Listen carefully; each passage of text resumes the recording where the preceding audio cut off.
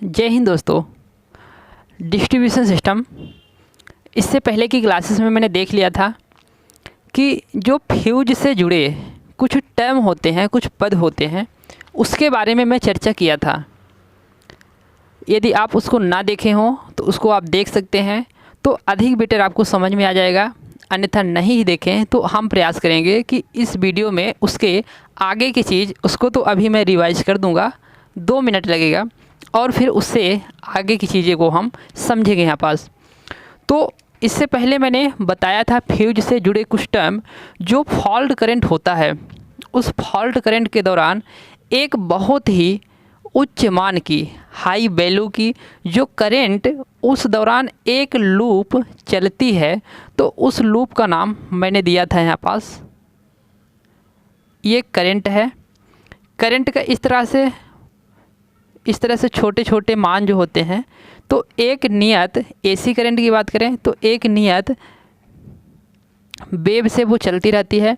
जैसे ही परिपथ में कोई फॉल्ट होता है, कोई दोष की स्थिति होती है, तो उस दौरान करंट का मान बहुत ही ज़्यादा बढ़ जाता है। तो उस बढ़े हुए करंट का जो मान है, तो एक मान को हम लेते हैं यहाँ पास, एक लूप को लेते हैं और उसको समझते हैं कि इसमें जुड़े जो शब्द होते हैं वो कौन कौन से शब्द होते हैं। तो जब करंट यहाँ से क्या हो रही थी, प्रारंभ हो रही थी, तो यह इसका क्या होगा, प्रारंभिक फॉल्ट। यहाँ से उसका फॉल्ट क्या हुआ था, प्रारंभ हुआ था, तो इसको हम बोलेंगे प्रारंभिक फॉल्ट। तो फॉल्ट क्या हो गया, प्रारंभ हो गया। यहाँ से फॉल्ट प्रारंभ हो गया, फॉल्ट प्रारंभ हो गया, तो इसको हमने फॉल्ट प्रारंभ बोला था। अब वह करंट का जो मान है वो आगे बढ़ता जाएगा। मैं धीरे धीरे आपको समझने के लिए समझा रहा हूँ कि ये धीरे धीरे मान बढ़ रहा करके, लेकिन वह जो करंट का मान बढ़ता है वो बहुत ही तीव्र गति से बढ़ता है, बहुत ही हाई स्पीड से वो बढ़ता है। तो यहाँ प्रारंभिक इसका करंट हो गया। अब वह करंट का मान क्या हुआ, यहाँ से आगे धीरे धीरे यहाँ बढ़ रहा। तो जब ये पूरा एक लूप चला जाएगा तो इसको हम बोले थे भावी धारा या संभाविक करंट, इसी को इंग्लिश में बोले तो प्रोस्पेक्टिव करंट। तो इसको हम पूरे लूप को बोले थे प्रोस्पेक्टिव करंट, प्रोस्पेक्टिव करंट। तो इसी को हम बोले थे संभाविक या फिर भावी धारा, आप यहाँ पास बोल सकते हैं। तो ये जो प्रोस्पेक्टिव करंट है, तो ये पूरा एक लूप को हम प्रोस्पेक्टिव करंट बोलेंगे। यहाँ से प्रारंभ जैसे हुआ फॉल्ट, तो थोड़ा आगे गया। यहाँ पास एक फॉल्ट की स्थिति ऐसी है कि जब फ्यूज हमारा क्या होता है, फॉल्ट की कंडीशन में गलकर टूट जाता है। तो मानते हैं कि यहाँ पास फ्यूज क्या हुआ है, गलकर टूट गया है। लेकिन इससे पहले का जो ये वाला पूरा समय है, ये वाला जो समय है, इस समय पर फ्यूज गलकर टूटा नहीं है अभी। जैसे ही इस हमारी ऊपर वाली बिंदु को ये धारा छूता है, तो इस दौरान हमारा जो फ्यूज गलकर टूट जाता है। तो यहाँ पास ये जो बिंदु है जहाँ पास फ्यूज गलकर टूट रहा है, तो इसको हम क्या बोले थे, तो इसको हम बोले थे कट ऑफ करंट। इसको हम बोले थे कट ऑफ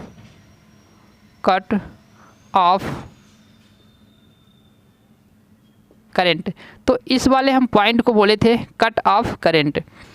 अब यहाँ से कट ऑफ करंट का जो पहुँचने के लिए करंट का कुछ समय लगा होगा, तो इस समय को यहाँ से यहाँ तक शून्य से, और जो इसको कट ऑफ करंट तक लगने वाला जो समय है, मतलब यह फ्यूज को क्या किया है, आर्क होने के लिए प्रारंभिक यह समय है। इसको हम प्री आर्किंग टाइम बोले थे। इसको हम क्या बोले थे, प्री आर्किंग टाइम। तो यह जो टाइम है तो क्या कहलाता है, प्री आर्किंग टाइम कहलाता है, प्री आर्किंग टाइम कहलाता है।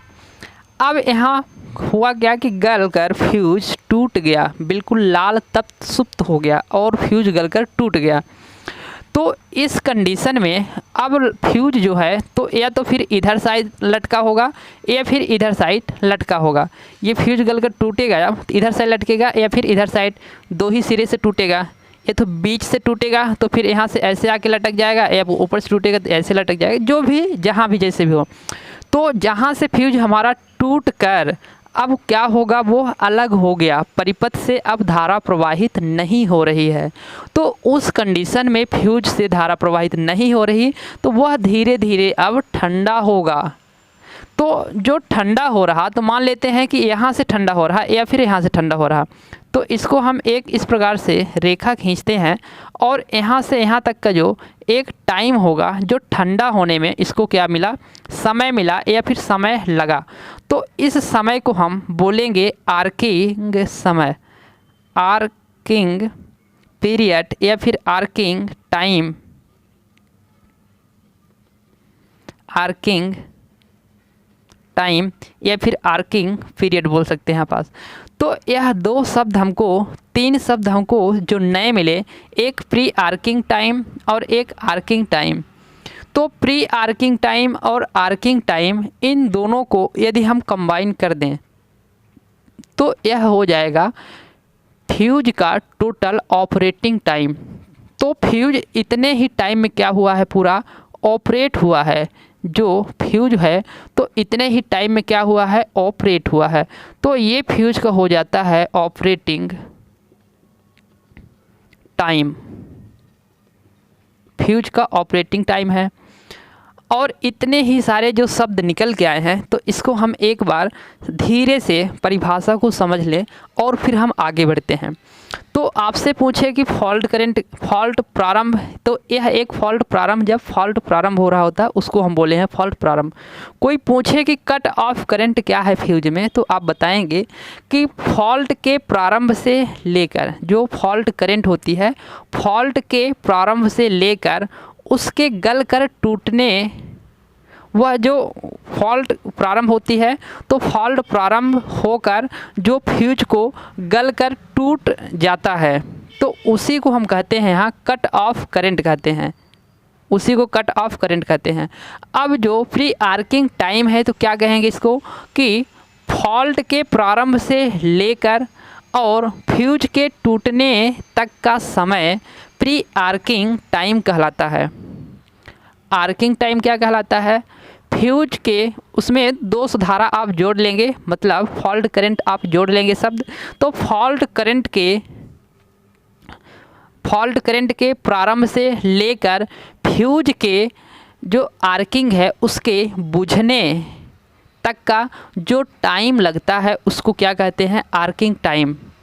और यहाँ पास ऑपरेटिंग टाइम क्या हो जाएगा फिर, तो प्री आर्किंग टाइम तथा आर्किंग टाइम के मध्य का समय, या फिर इसको बोल सकते हैं प्री आर्किंग टाइम या आर्किंग टाइम का योगफल टोटल ऑपरेटिंग टाइम कहलाता है। ये छोटे छोटे शब्द थे, इसको हम बहुत आसानी से और सरल शब्दों में आपको समझा दिया। अब इससे जुड़े, फ्यूज से जुड़े अभी बहुत सारी चीज़ें हमको पढ़ना है। फ्यूज एक छोटा सा चीज़ होता है, लेकिन इसको थ्योरिकली हमको पढ़ना पड़ता है, क्योंकि ये फ्यूज जो चैप्टर होता है तो आपके लिए बहुत ही इम्पोर्टेंट होता है, बहुत इम्पोर्टेंट होता है। इससे बहुत सारे क्वेश्चन बनते हैं।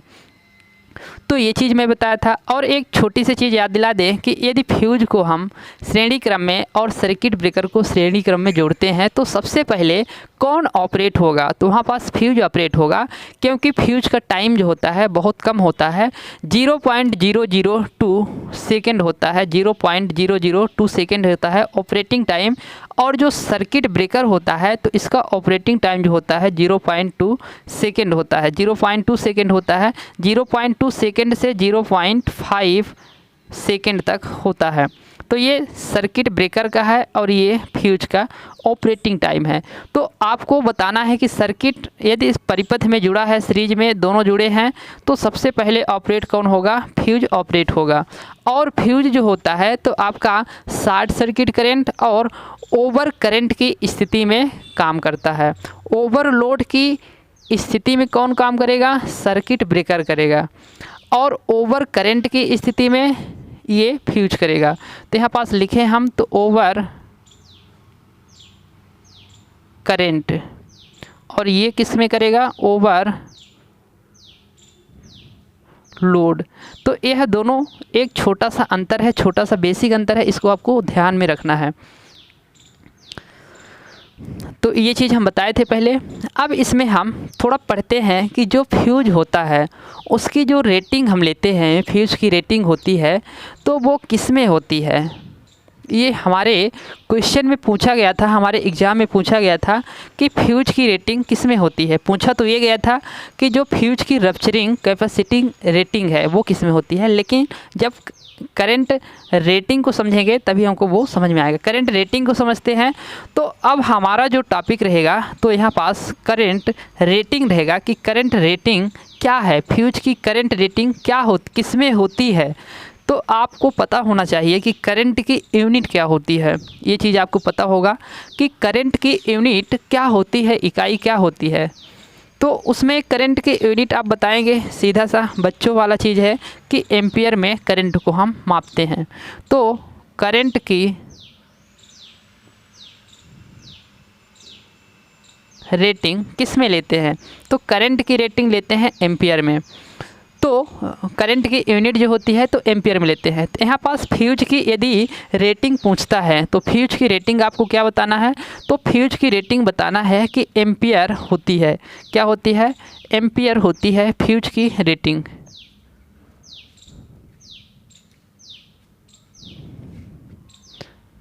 एम्पियर फ्यूज की रेटिंग किस में लेते हैं, एम्पियर में लेते हैं। अब करंट रेटिंग होता क्या है, तो करंट रेटिंग क्या है इसको हमको समझना होगा। तो करंट रेटिंग की डिफिनीशन हम बोले एक सरल शब्दों में तो आपको यूँ ऐसे याद रखना है कि कोई हमारा परिपथ हो गया। अब परिपथ में हमने क्या किया, एक फ्यूज को लगा दिया, ये हो गया हमारा परिपथ। यहाँ हमने एक बल्ब को लगा दिया और इस परिपथ में हमने क्या किया, एक फ्यूज को यहाँ पास लगा दिया, ये फ्यूज लग गया। अब इस परिपथ में फ्यूज क्या हुआ, बिना डैमेज, बिना जले, बिना कुछ हुए धारा को आसानी से प्रवाहित करा रहा। मान लेते हैं जितनी भी उसकी एम्पियर धारा होगी तो उतने एम्पियर की धारा को क्या कर रहा है, आसानी से प्रवाहित करा रहा। तो इसको हम बोलेंगे कि यह 10 एम्पियर का जो हमने फ्यूज लगाया तो उसकी करंट रेटिंग कितना है, 10 एम्पियर है और 10 एम्पियर को बहुत ही आसानी से इसने फ्लो करा रहा।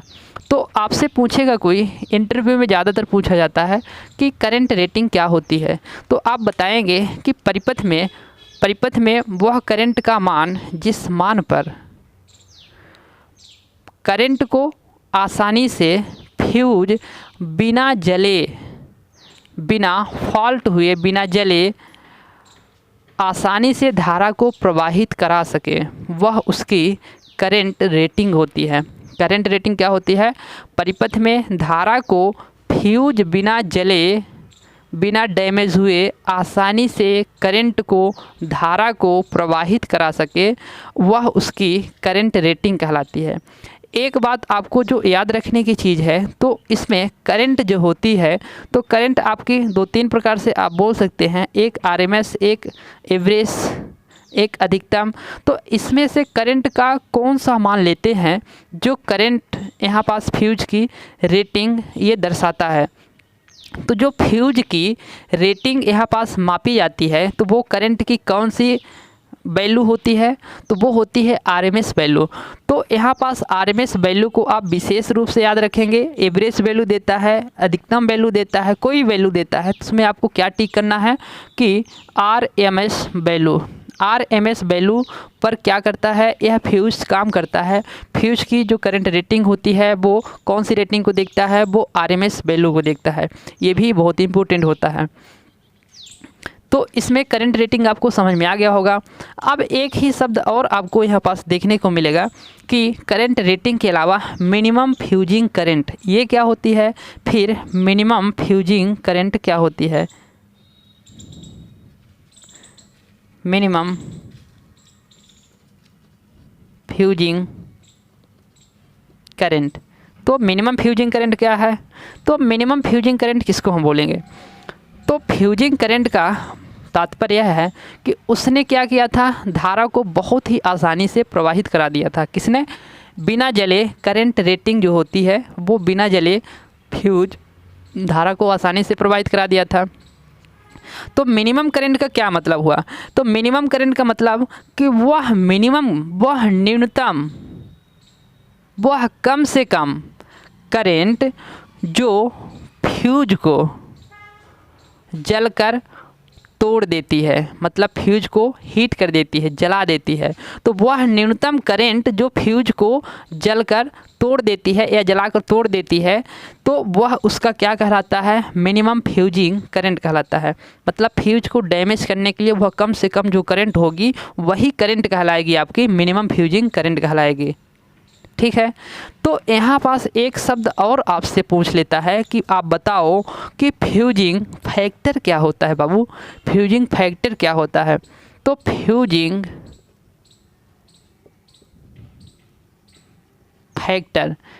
फैक्टर का मतलब क्या हुआ? अग्नित्र गुणांक।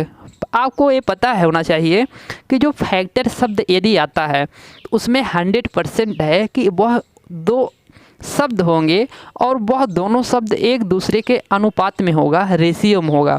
यदि फैक्टर, घटक, गुणांक ये चीज़ आते हैं तो वो अवश्य ही एक दूसरे के अनुपात में होगा, रेशियो में होगा, और वो उसमें दो चीज़ अवश्य जुड़े होंगे। तो ये फ्यूजिंग जो फैक्टर होता है ना, तो आपसे जो पूछता है फ्यूजिंग फैक्टर, तो फ्यूजिंग फैक्टर का मान कितना होता है? 1 होता है, 1 से कम होता है, 1 से अधिक होता है, तो इस तरह से पूछता है। तो यहाँ पास जो हम फ्यूज पढ़ेंगे वो अलग अलग प्रकार से फ्यूज भी होते हैं। तो यहाँ कुछ हमारे वेरिएबल फ्यूज होंगे, कुछ HRC फ्यूज होंगे, है ना, और कुछ हमारे लिक्विड फ्यूज होंगे। तो उन फ्यूज़ों की जो क्या होती है, यहाँ पास फ्यूजिंग फैक्टर होता है वो अलग अलग होता है। लेकिन आपको ये श्योर है कि आपको बताना है कि जो फ्यूजिंग फैक्टर होता है हमेशा ही 1 से अधिक होता है, 1 से कम नहीं होता है। ये चीज़ आपको ध्यान रखना है कि 1 से अधिक होता है फ्यूजिंग फैक्टर। तो फ्यूजिंग फैक्टर 1 से अधिक होता है। तो फ्यूजिंग फैक्टर है क्या? हम एक काम करते हैं, इसको एक सजा के लिखते हैं, बढ़िया कहीं भी लिख देते हैं हम, तो ऐसे में समझ में नहीं आता। तो अभी तक हमने 2 चीज़ यहाँ पास देखा। तीसरी चीज़ जो देखने वाले हैं, तो पहला मैं देखा एम्पियर, करंट रेटिंग देखा। जो करंट रेटिंग को किस में हमने लिया? एम्पियर में लिया था। ओके, यहाँ पास हम धीरे से लिख दें, करंट रेटिंग हम किस में लिए थे? फ्यूज की एम्पियर में लिए थे। दूसरा चीज़ जो हमने देखा था, यहाँ पास मिनिमम फ्यूजिंग करंट देखा था।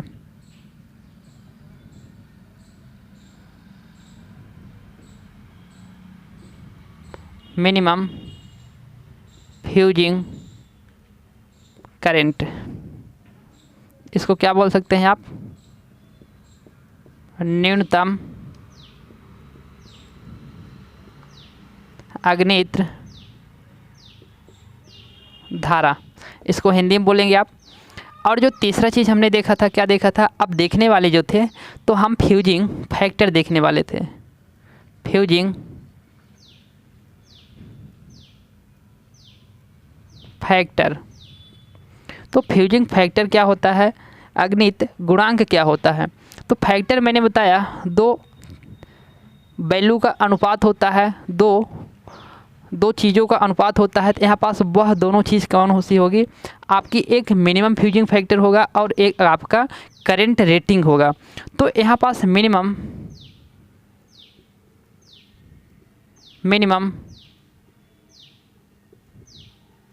फ्यूजिंग फैक्टर बटे current rating, minimum fusing factor बटे करंट रेटिंग। तो इसका यह होता है अनुपात। इसमें जो आपको याद रखना है, तो वो रखना ये है कि हमेशा ही फ्यूजिंग फैक्टर का मान 1 से अधिक होता है। तो 1 से अधिक कब होगा? जब हम मिनिमम फ्यूजिंग फैक्टर का मान हमेशा करंट रेटिंग से अधिक रखेंगे। यदि हम मिनिमम फ्यूजिंग फैक्टर का मान कम रख देंगे तो वह न्यूनतम करंट होगी तो उस फ्यूज को जला देगी। तो मिनिमम फ्यूजिंग करंट क्या हुई थी?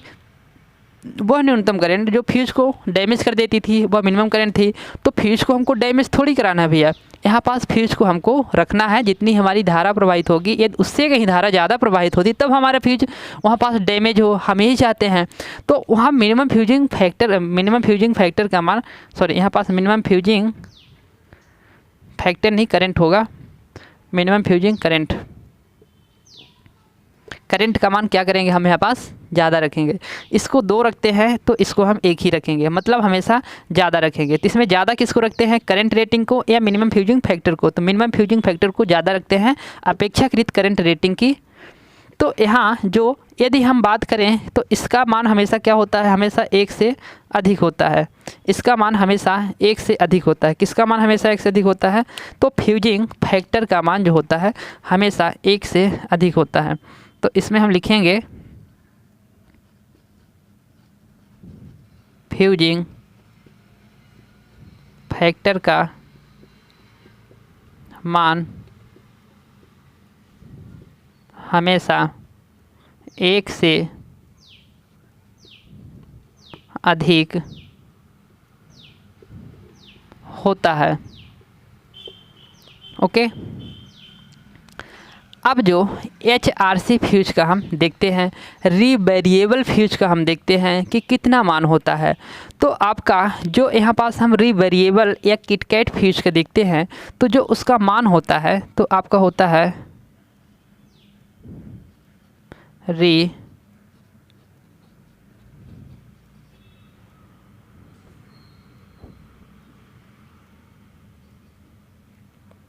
रीवेरिएबल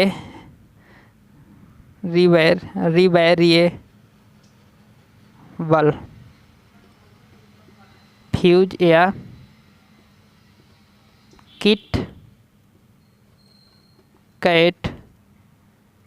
किटकैट फ्यूज का मान कितना होता है, 1.9 या 2, 1.9 या फिर 2।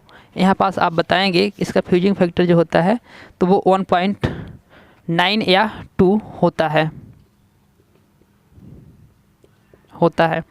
अब यहाँ एक HRC फ्यूज होता है तो उसका कितना होता है, HRC फ्यूज।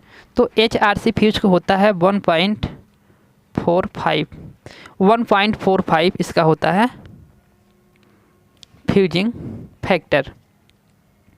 ओके, तो ये सारी चीज़ें आपको याद रखना था। अब इसमें हम देखते हैं एक रैप्चरिंग कैपेसिटी। रैप्चरिंग कैपेसिटी क्या होती है उसको हम समझते हैं। ओके, बराबर दिख रहा है वीडियो। तो रैप्चरिंग कैपेसिटी को हम समझते हैं, ये सारी चीज़ें आपने देख लिया होगा। अब जो हमारी नेक्स्ट चीज़ है उसको हम रैप्चरिंग कैपेसिटी को देखते हैं। जो हमारे एग्जाम में पूछा गया था वो रैप्चरिंग कैपेसिटी कितनी होती है, किसकी, फ्यूज की। ठीक है, नेवी के एग्ज़ाम में यह पूछा गया था। तो यहाँ पास हम अब देखेंगे कि रैप्चरिंग कैपेसिटी क्या होती है।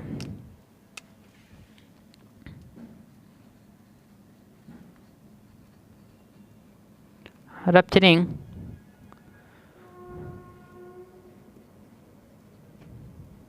कैपेसिटी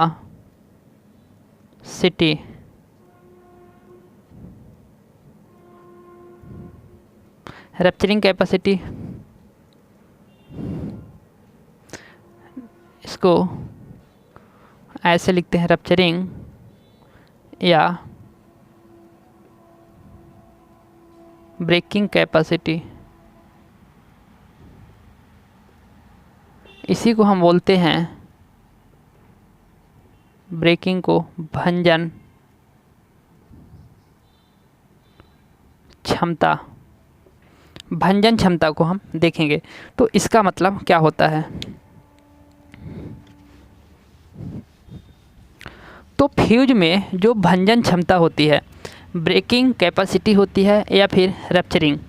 तो फ्यूज की है रप्चरिंग या ब्रेकिंग कैपेसिटी, भंजन क्षमता है क्या, इसको हम कैसे डिफाइन करेंगे। तो इसको हम डिफाइन करने के लिए क्या करते हैं, एक तो करंट और दूसरी वोल्टेज, इन दोनों की हम अधिकतम वैल्यू को लेते हैं। अधिकतम वैल्यू का मतलब उसको हम किलो में लेंगे, करंट को और वोल्टेज को, दोनों को किलो में लेंगे और उन दोनों को हम गुणनफल कर देंगे। तो इससे हमारा निकल आएगा रप्चरिंग या फिर ब्रेकिंग कैपेसिटी। ओके, रप्चरिंग या ब्रेकिंग कैपेसिटी। तो इसमें हम इसको कैसे बोलेंगे? तो इसमें बोलेंगे कि जो हमारा सर्किट होता है, कोई हमारा सर्किट हो गया, यह सर्किट में हुआ क्या? फॉल्ट हो गया। तो यहाँ पास हम एक फ्यूज को लगा दिए, अब यह सर्किट में हो गया फॉल्ट। तो इस फॉल्ट की स्थिति में होता क्या है? जो प्रोस्पेक्टिव भावी या फिर संभावित धारा का मान है वो बहुत ज़्यादा बढ़ जाती है। तो प्रोस्पेक्टिव जो भावी धारा है, फॉल्ट की स्थिति में भावी धारा का मान अत्यधिक बढ़ जाता है। तो इससे क्या होता है?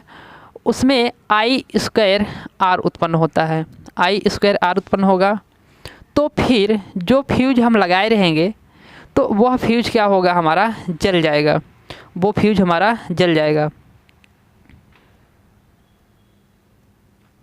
तो इसमें इसको हम कहते हैं कि जो हमारी फॉल्ट करंट है, फॉल्ट करंट की स्थिति में भावी धारा को यहाँ पास हम किस में लेंगे? भावी धारा को हम यहाँ पास हाई वैल्यू में लेंगे, तो वो किलो एम्पियर में होगी। किस में होगी? किलो एम्पियर में होगी भावी धारा। तथा वोल्टेज किस में लेंगे?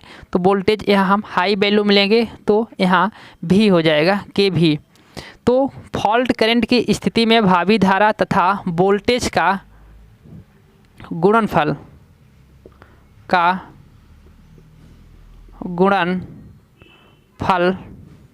रप्चरिंग या ब्रेकिंग कैपेसिटी कहलाती है। तो यहाँ पास रप्चरिंग या ब्रेकिंग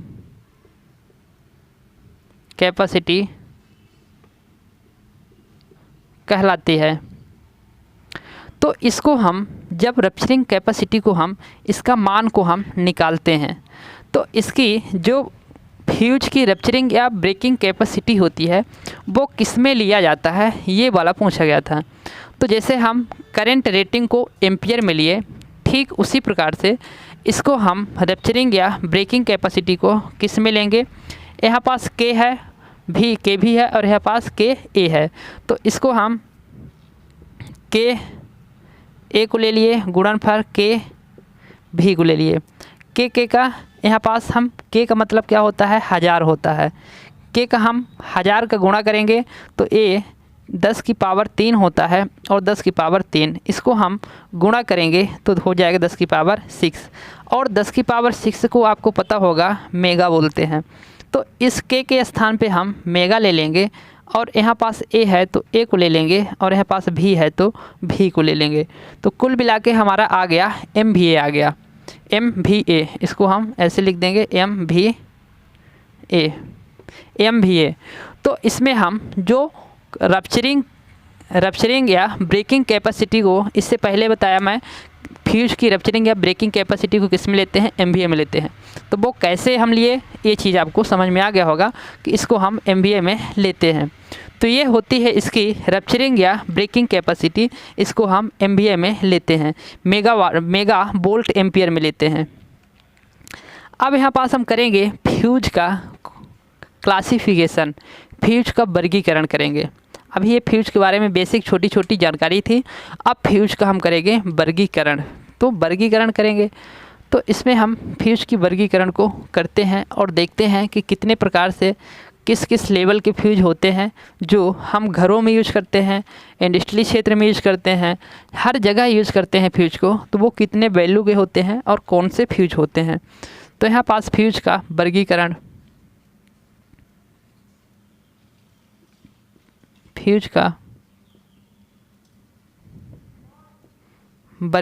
क्लासिफिकेशन ऑफ फ्यूज। तो फ्यूज का हम वर्गीकरण करते हैं, तो इसमें हम सबसे पहले 2 प्रकार के फ्यूज को देखते हैं। एक तो हाई वोल्टेज और एक लो वोल्टेज। तो पहले हम लो वोल्टेज को देखेंगे और फिर दूसरी बार हम हाई वोल्टेज को देखेंगे। तो फ्यूज को हम दो प्रकार से देखते हैं, एक तो लो वोल्टेज फ्यूज और जो दूसरी होती है वो high voltage fuse.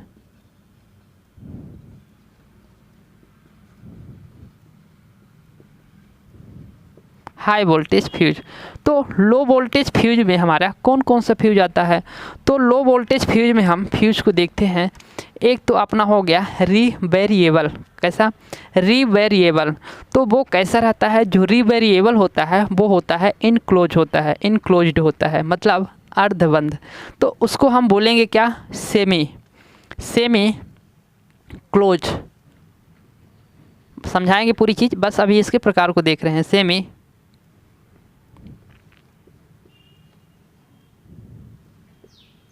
Close, semi close, semi reclose लिखते हैं, सेमी रीक्लोज,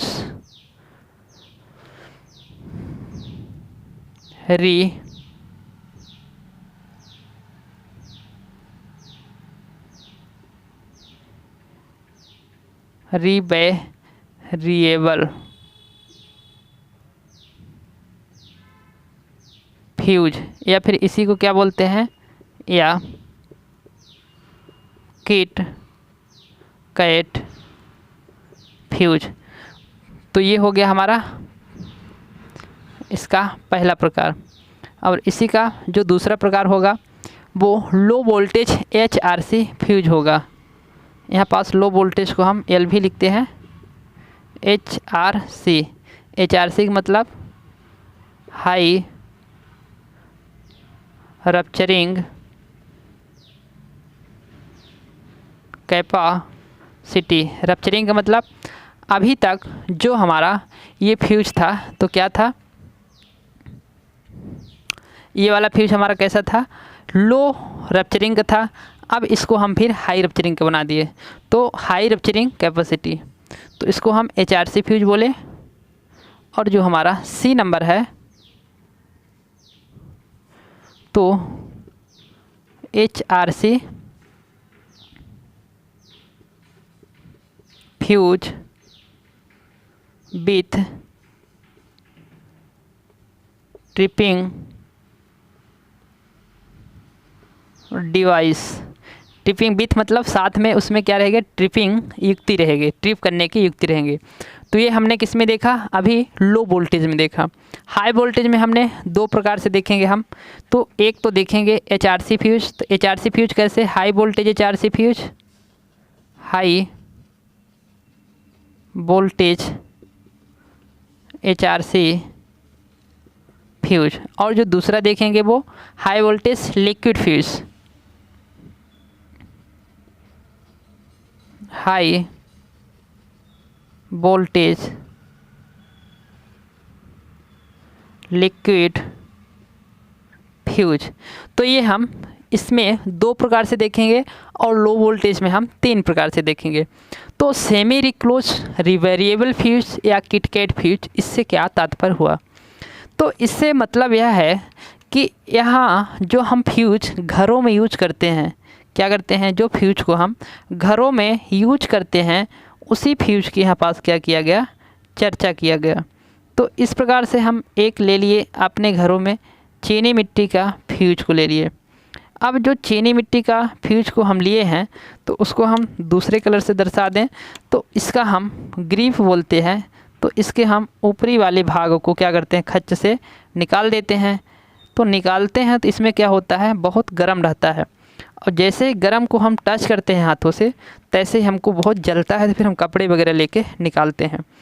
तो ये फ्यूज में हम यहाँ पास कांटेक्ट पॉइंट होता है जहाँ पास वायर को हम बांधते हैं, और इसमें भी होता है, इस लाल वाले में कांटेक्ट पॉइंट होता है, और इस हमारा जो ऊपर वाला फ्यूज है इसमें हम वायर को बांधते हैं, और इस वायर से हमारा सीधे निकला होता है सिरा दोनों तार में श्रेणी क्रम में जोड़ने के लिए। अब ये जो हमारा नीला से दिख रहा है ये फ्यूज वायर है। फ्यूज वायर हम एल्यूमिनियम के ले सकते हैं या फिर हम कॉपर की, सिल्वर के, जैसे भी हम यूज करना चाहें। लेकिन अभी तक जो आदर्श फ्यूज माना गया है वो सिल्वर को माना गया है कि सबसे बेहतर जो फ्यूज होता है वो सिल्वर होता है। यदि आप 10 एम्पियर की तक की करंट के लिए यूज करना चाहते हैं तो वो आप यूज करेंगे लेड और टिन से बने फ्यूज को। उसमें लेड की मात्रा कितनी होगी? लेड की मात्रा होगी आपकी 37% प्लस जो आपकी टिन की मात्रा होगी वो कितना हो जाएगा? 63%।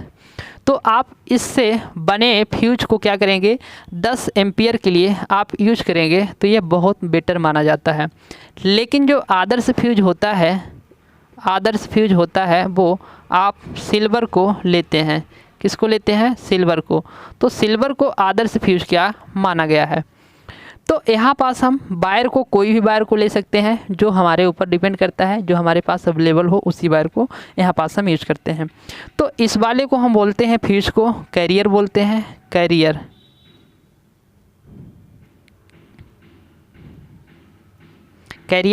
कैरियर का मतलब होता है वाहक, जो क्या करता है? करंट को बहाता है, बहाने में सहयोग करता है। और ये होता है आधार है, तो इसको हम बेस बोलेंगे। जो हमारा बोर्ड से लगा होता है तो इसको हम आधार बोलते हैं। तो ये आधार हो गया और ये हो गया आपका वाहक हो गया। इन दोनों को पार्ट को हम क्या करते हैं? जोड़ देते हैं और हमारी सर्किट चालू हो जाती है। लेकिन इसको हमने सेमी रिक्लोज क्यों बोला? क्योंकि यह फ्यूज जो है तो पूर्ण रूप से चारों तरफ से बंद नहीं है। ये क्या है? सेमी मतलब आधा खुला हुआ है। तो आधा क्या है? खुला है। इसीलिए इसको हम क्या बोल दिए? सेमी रिक्लोज बोल दिए। अब यहाँ पास हम रीवेरिएबल क्यों बोले? क्योंकि यह फ्यूज ऐसा है कि एक बार यह उड़ गया मतलब इसमें पंख वगैरह कोई लगे नहीं है। उड़ गया मतलब जल गया। हम लोग आम भाषा में उड़ गया ही बोलते हैं कि फ्यूज उड़ गया। यदि फ्यूज इसमें जल गया है, लाल तप्त होके I² होके जल गया है, तो इसको हम दोबारा से वायर को बांध सकते हैं। इसीलिए इसको हम क्या बोले? रीवेरिएबल फ्यूज बोले। इसको किटकैट हम क्यों बोलते हैं? क्योंकि इसको जब हम वायर बांध के डालते हैं, निकालते हैं, तो किट किट की आवाज़ आती है, तो इसको हम किटकैट बोल देते हैं। तो ये जो फ्यूज होता है तो हम घरों में, अपने सामान्य घरों में यही फ्यूज यूज़ करते हैं। इसका उपयोग पूछता है तो आप इसको घरों में बताएंगे। इंडस्ट्री क्षेत्र में, सब स्टेशन में इसको नहीं लगा देना है आपको। ये घरों में इसका यूज करते हैं। और कितने एम्पियर तक के लिए हम इसको यूज कर सकते हैं? तो वो अधिकतम होता है आपका 100 एम्पियर। तो 100 एम्पियर तक के लिए हम इस किटकैट रिवेरिएबल सेमी रिक्लोज रिवेरिएबल फ्यूज या किटकैट फ्यूज का हम यूज करेंगे घरों में 100 एम्पियर तक के लिए। अब इस फ्यूज में हमारा होता क्या है? सस्ता होता है, ये तो हम सभी को पता है। लेकिन इसमें कुछ, इसके साथ साथ सस्ता होने के साथ कुछ दोष होते हैं, डिसवांटेज होता है। तो उस डिसवांटेज दोष को भी हम समझ लेते हैं कि क्या इसमें दोष होते हैं। तो इसमें दोष होता यूँ है कि इस फ्यूज में यदि हम जल गया फ्यूज, तो इसको हम दोबारा इसमें वायर को बांध दिए। ओके, इस फ्यूज में हम दोबारा को बांध दिए। तो सबसे बड़ी जो गलती होती है कि अपन लोग घर में यदि हो जाता है, फ्यूज जल जाता है, तो जैसे ही मन पड़ा वैसे ही वायर को बांध देते हैं। उसमें भी एक हम पतले वायर को बांधते हैं तो उसमें से हमारा काम होने वाला नहीं, बार बार वो उड़ जाता है। तो फिर हम लोग क्या करते हैं? अच्छा मोटा खासा वायर को लाते हैं और उसको बांध देते हैं। तो उससे क्या होता है कि जितना उस परिपथ का जितना तार में जितनी करंट सहने की क्षमता नहीं है, उससे कहीं ज़्यादा क्षमता होगी किसमें? इस फ्यूज को सहने की।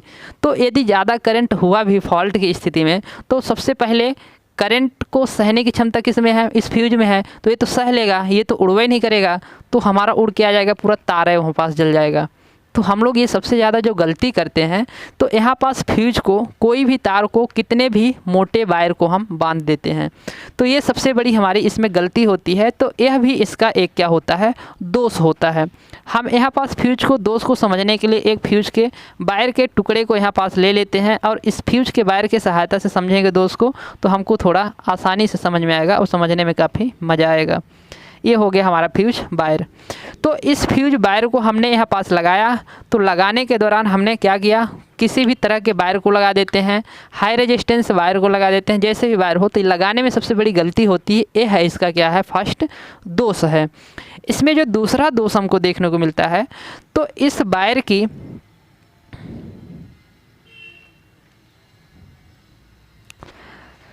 तो इस वायर में जो होता है, तो आपका क्या होता है यहाँ पास,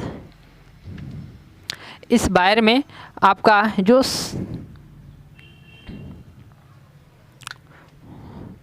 1 सेकेंड, तो इस वायर के यदि अर्ध खुला है तो इस वायर के चारों ओर वातावरण से वायु होती है, हवा होता है।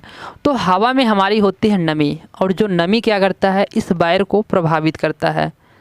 तो उस वायर को प्रभावित करेगा। तो यह वायर मान लेते हैं कि अभी कितना मोटा है, इतना मोटा हमारा वायर है। अब ये नमी इसको प्रभावित कर दिया, तो यहाँ पास क्या हुआ, जंग लग गया। तो ये वायर जंग लग गया, तो इसमें जंग टाइप का मतलब क्रोजन टाइप हो गया, क्षरण हो गया। तो यह वायर क्या हुआ, धीरे धीरे ख़राब होके कुछ इतना पतला ऐसे हो गया। और इस वायर में यहाँ पास भी क्या हुआ, जंग इस तरह ख़राब होके इतना पतला हो गया। तो इस वायर का शेप इस प्रकार से चेंज हो जाता है। कुल मिला के ये वायर धीरे धीरे यदि इधर से भी इतना ख़राब हो गया, तो यहाँ पास रेजिस्टेंस कम, यहाँ पास रेजिस्टेंस ज़्यादा हो गया, धारा कम फ्लो कर रहा, और इधर भी कम फ्लो कर रहा, इधर भी ऐसे हो गया। तो ये देख रहे हैं कि इसमें इसके साथ साथ धारा को फ्लो करने के लिए यह पहले जैसे सक्षम नहीं रहा। तो यह वातावरण ने इसको क्या किया, प्रभावित कर दिया, और यह वायर हो गया डैमेज। अब इसमें होगी क्या, धारा अधिक, इसमें रेजिस्टेंस अधिक हो जाएगा और धारा को कम फ्लो करेगा। तो इससे I²R हानि होगी, और यहाँ पास ज़्यादा उष्मा उत्पन्न होगी, और यहीं पास से यह जलकर टूट जाएगा। तो यह इसकी क्या है, खराबी है, यह इसका दोष है। तो यह एक दूसरा इसका दोष हो गया। इस फ्यूज में हम दोष के बारे में ना चर्चा कर रहे हैं, तो यह फ्यूज का क्या हो गया, दूसरा दोष हो गया। और इस फ्यूज में हम देखें तो इसमें इस दोष के वजह से इसकी जो फ्यूजिंग जो करंट रेटिंग है वो क्या हो जाती है, ख़राब हो जाती है, परिवर्तित हो जाती है। ख़राब होना सही नहीं है, परिवर्तित हो जाती है। तो इस फ्यूज की जो करंट रेटिंग है वो परिवर्तित हो जाती है। तो यह क्या होता है, सबसे ख़राब चीज़ होता है। दूसरी चीज़ इसमें कि यदि फॉल्ट की कंडीशन में धारा का मान, प्रोस्पेक्टिव करंट का मान बहुत ज़्यादा बढ़ जाता है, तो उस कंडीशन में ये जो हमारा चीनी मिट्टी से बना हुआ, पोर्सेलिन से बना हुआ, ये किससे बना है, ये बना है हमारा पोर्सेलिन से, चीनी मिट्टी से। चीनी मिट्टी पोर्सेलेन से बना है। तो पोर्सेलेन से जो बना फ्यूज हमारा क्या होगा, धारा ज़्यादा प्रवाहित होगी तो बीच से क्रैक हो जाएगा, डैमेज हो जाएगा। तो इसको हम क्या बोलेंगे, यह क्रैक हो गया मतलब ब्रेक हो गया, यानी भंजक हो गया। तो इसको हम बोलेंगे कि अरे भाई तुम भंजक हो गए, मतलब तुम्हारी भंजक जो कैपेसिटी है ना, ब्रेकिंग कैपेसिटी ना, वो लो है, इसीलिए तुम भंजक हो गए। तो इसकी ब्रेकिंग कैपेसिटी क्या होती है, लो होती है। तो हम क्या करेंगे, अब हमको यूज करना ही है फ्यूज को, तो अब हम उसको हाई, लो ये ब्रेकिंग कैपेसिटी क्या है, अब हम इसको हाई ब्रेकिंग कैपेसिटी का हम फ्यूज को बनाएंगे, और उसको हम ज़्यादा एम्पीयर की धारा के लिए भी यूज कर पाएंगे, पता। तो उसको हम हाई ब्रेकिंग कैपेसिटी फ्यूज बोलेंगे। तो उसी को तो हम यहाँ पास बोले हैं हाई रप्चरिंग कैपेसिटी। रप्चरिंग या ब्रेकिंग एक ही चीज़ है। तो यहाँ पास हाई रप्चरिंग कैपेसिटी। तो दूसरे फ्यूज को जब हम लाते हैं तो वो होता है हाई रप्चरिंग कैपेसिटी फ्यूज को। तो इसको हम लाएं अब, तो इसमें क्या हुआ भाई, इसमें क्या क्वालिटी है इसका कि जो हमको देखने को मज़ा आएगा, इसको पढ़ने को मज़ा आएगा। तो इसमें हम देखते हैं कि इसकी हाई रप्चरिंग कैपेसिटी को हम बढ़ा देते हैं। वो कैसे बढ़ाते हैं, अब इसको समझते हैं कि इसमें कैसे बढ़ गई हाई रप्चरिंग इसकी। यहाँ पास अब हम समझते हैं। तो ये लो वोल्टेज के लिए है, ठीक ना। एक HRC फ्यूज है यहाँ पास और HRC फ्यूज यहाँ पास है। तो ये हाई वोल्टेज के लिए है, ये लो वोल्टेज के लिए है। लो वोल्टेज का मतलब है 230 से 415 के बीच में जो वोल्टेज होगी, तो उसी को हम बोलेंगे 230 वोल्ट से आपकी 415 वोल्ट। इसको हम क्या बोलेंगे, लो वोल्टेज। तो इसको लो वोल्टेज के लिए यूज किए हम, ओके ना। तो यहाँ पास हुआ क्या था, लो वोल्टेज का HRC फ्यूज है, तो हुआ ये था कि वो ब्रेकिंग हो जा रहा था। ओके, तो इसमें हम एक क्या करते हैं, हाई रप्चरिंग को बनाने के लिए एक हम यहाँ पास सिरेमिक की नली को ले लेते हैं। क्या करते हैं, सिरेमिक की नली को ले लेते हैं। अब सिरेमिक की नली को हमने ले लिया, इसके ऊपर हम एक काम करते हैं ना, ब्रास की टोपी पहना देते हैं। यहाँ टोपी हम कपड़े उपड़े की नहीं पहनाएंगे जैसे अपन लोग पहनते हैं, तो इसको हम ब्रास की टोपी को पहना देंगे। तो आप पूछेंगे अरे भैया ये ब्रास क्या है, तो आप जाने होंगे कि पीतल भी नाम की कोई चीज़ होती है। तो ये ब्रास का हो गया, मतलब यह पीतल का हो गया। किसका हो गया, पीतल का। तो ब्रास यानी पीतल की यह टोपी हो गई। और ये नली मैं तो बताया, लेकिन आप भूल गए मैं किसकी नली बताया। तो यह नली है आपकी सिरेमिक की, सिरेमिक। तो ये नली है आपकी सिरेमिक की, ये पूरी नली हो गई। अब इस सिरेमिक की नली के ऊपर हम यहाँ पास लगाते हैं एक, यहाँ पास हम लगाते हैं आपका इस प्रकार से।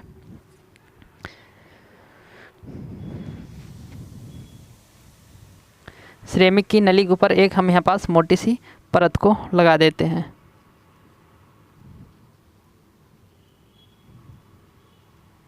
ये सिरेमिक ऊपर एक मोटी सी क्या हो गई, परत हो गई। अब हम ये वाला जो जगह छोड़े, तो ये किस लिए छोड़ दिए, तो ये हम छोड़ दिए हैं कार्ट्रिज। कार्ट्रिज ये है क्या, कार्ट्रिज है। अब ये कार्ट्रिज हो गया। इसके बाद हम इसमें रखेंगे वायर को। किसको रखेंगे, वायर को। तो आप पूछेंगे कि अरे वायर तो रख रहे हैं आप, पर किस चीज़ का बना हुआ वायर को रखेंगे। तो मैंने बोला कि आदर्श वायर क्या होता है, वो होता है सिल्वर।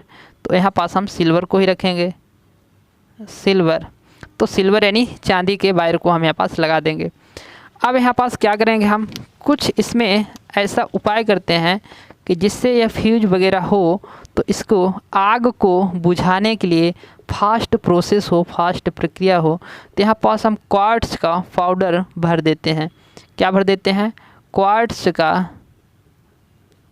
का पाउडर भर देते हैं। तो आप पूछेंगे क्वार्ट्ज क्या है, तो क्वार्ट्ज लगभग आपका पूर्ण रूप से नहीं पर लगभग मिला के कांच के पाउडर ही होते हैं क्वार्ट्ज। तो इतनी सारी चीज़ें हो गए। अब इसमें हम सप्लाई देने के लिए क्या कर दिए, टर्मिनल को यहाँ पास निकाल लिए।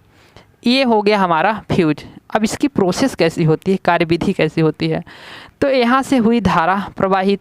अब धारा प्रवाहित हुई तो फ्यूज का क्या काम है, शॉर्ट सर्किट या ओवर करंट की स्थिति में वर्क करना। तो ये होता यूँ है कि यहाँ से धारा प्रवाहित हुई, तो इसमें धारा 10 एम्पियर की रेटिंग की बनाया, तो 10 एम्पियर को आराम से प्रवाहित कर रहा है। इसमें जब 10 एम्पियर से ज़्यादा धारा प्रवाहित होती है, तो इसकी क्षमता जो होती है तो वो क्या होती है, अब असहनीय होती है। मतलब ये सहने के लिए कैपेसिटी इसकी नहीं है कि वो 10 एम्पियर से ज़्यादा की धारा को सहन कर सके। तो वह I²R होगा, उसमें उत्पन्न होगी और गलकर टूटना चालू हो जाएगा। गलकर जैसे ही टूटता है, तो यहाँ पास मान लिए गल के टूट गया, तो ये हो गया फ्यूज क्या, यहाँ पास अलग अलग हो गया। अब जब अलग अलग हो गया, तो यहाँ पास हुई होगी स्पार्किंग, हुई होगी यहाँ स्पार्किंग हुई होगी। और स्पार्किंग होने के कारण क्या हुआ, यहाँ पास जो कांच के पाउडर हैं वो ज़्यादा टेम्परेचर मिला होगा, और ये कांच के पाउडर टेम्परेचर जब मिला होगा, तो तत्काल आके यहाँ पास क्या हो गए होंगे, एकत्रित हो गए होंगे। और एकत्रित होकर वह एक पाउडर के रूप में था। जब टेम्परेचर मिला तो वह क्या हुआ, पिघल गया, और पिघल गया फिर क्या बन गया, पिघल के कांच बन गया। तो यह प्रोसेस बहुत फास्ट होती है, और इस फ्यूज के तार से जो करंट प्रवाहित हो रही थी, वो करंट का मान 0 हो गया। लेकिन इस दौरान हुआ ये भी कि एक कांच के अंदर ज़्यादा उष्मा उत्सर्जित हो गई। अब उष्मा को मतलब फैलने के लिए कोई जगह नहीं मिल रही, तो क्या करेगा, ये देखेंगे कि यहाँ पास तो हमने मोटी सी पट्टी लगाकर इसके आकार को इधर साइड ब्रास पीतल वगैरह से हमने क्या कर दिया, पैक कर दिया। अब इसको कहाँ मिलेगा, जहाँ कमज़ोर रास्ता मिलेगा वहीं से जो प्रसार हुआ है वो बाहर निकलने का प्रयास करेगा। तो ये जो कार्ट्रिज वाला भाग है, तो यहाँ है पतला भाग, और यही पतले वाले भाग को ये फाड़ के क्या करेगा, बाहर निकलेगा। जो इसके अंदर प्रसार हुआ है उष्मा का आयतन में जो वृद्धि हुई है उसको बाहर भी निकलना पड़ेगा। जल कर यहाँ ज़्यादा आग लग गई है, धुआं वगैरह हो गए हैं तो बाहर निकलना पड़ेगा, तो ये फाड़ के कार्ट्रिज वाले जगह से बाहर निकल जाता है। तो इससे हमको यहाँ पास संकेत मिलता है कि ये फ्यूज़ हमारा जल चुका है। तो ये जो हमारा ये low voltage HRC fuse high rupturing fuse capacity का फ्यूज है, तो इस तरह से इसकी होती है कार्यविधि यहाँ पास और प्रोसेस होती है। तो इस तरह से ये वर्क करना चालू करता है। समझ में आ गया आपको?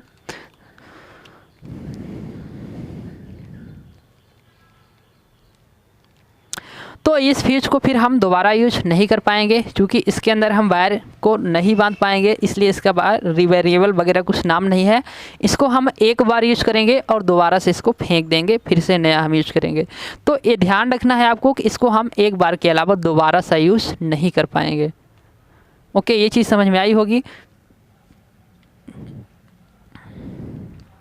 अब इसी के आगे हम क्या करेंगे, आपको नया चीज़ बताएंगे वो नेक्स्ट वीडियो में। आज का सेशन हो गया।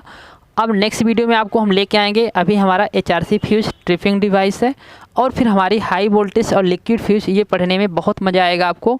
बिल्कुल आप नेक्स्ट वीडियो को लाते हैं आगे, उसमें आप आने का इंतज़ार कीजिए। बहुत बहुत शुक्रिया आपको अभी तक हमारे क्लासेस में बने रहने के लिए, बहुत बहुत धन्यवाद। तहे दिल से आप सभी का वंदन, अभिनंदन। लेकिन आज हमने एक अभियान रखा था जो ट्विटर पर हम सभी लोगों ने अपने ग्रुप में, बड़े बड़े ग्रुप में, मैंने कल ही शेयर किया था कि जो अपने मध्य प्रदेश में मामा शिवराज जी के द्वारा वैकेंसी किसी प्रकार से आ ही नहीं रही है, तो उसको वैकेंसी को मंगाने के लिए हम लोगों ने सभी अभियान रखा था, ट्वीट किया था और वैकेंसी को मांग करने की एक अभियान योजना चलाई। उसमें हमने सुबह सुबह सभी मित्रों ने मिलकर ट्वीट किया और भारी काफ़ी मात्रा में ट्वीट किए। वो ट्वीट का जो पूरा मामला है वो न्यूज़ तक फैल गया है। इस चीज़ को रिजल्ट के रूप में देंगे मामा जी, रिप्लाई के रूप में देंगे कि क्या उसकी वैकेंसी का मामला है। वैकेंसी आएगी, आप सभी लोग बिल्कुल हार्ड मेहनत करें। Hard work is the source of success. आप मेहनत करेंगे तभी आपको सफलता मिलेगी। वैकेंसी का आना अपना काम है, आपको मेहनत करना अपना काम है। आपको मेहनत करना है, वैकेंसी आएगी आएगी आएगी। Okay, so thanks. मिलते हैं नेक्स्ट वीडियो में, नेक्स्ट क्लास में। बहुत बहुत धन्यवाद।